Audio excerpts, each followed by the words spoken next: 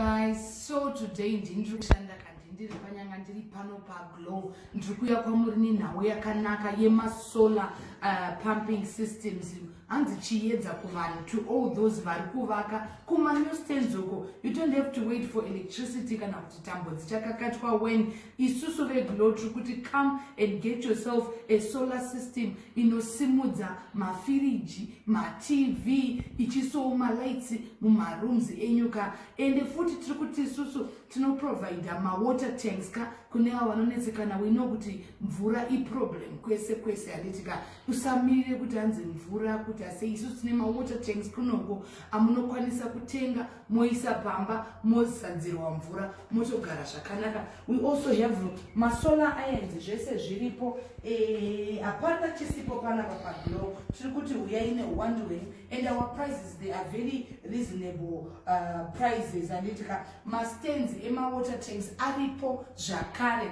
so make way and come through kuGlow. Tiri pano pa Milton Park handitika.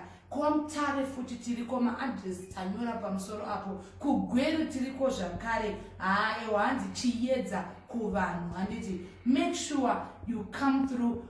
Mari dzacho here, mari dzacho mukadzinzwa unotoona kuti aiwa izvi zviri necessary kumukore uno uchagara murimere. Make sure you make your way kuGlow kuMilton Park kana uri kuHarare. Address nemafone number right above. Kwamutare tiriko zvakare, kuGweru tiriko zvakare, kwese kwese kwamuda chero mukati kuBulawayo tinouya mukangoisa order munotasvika ipapo. Glow chiedza kuvanhu.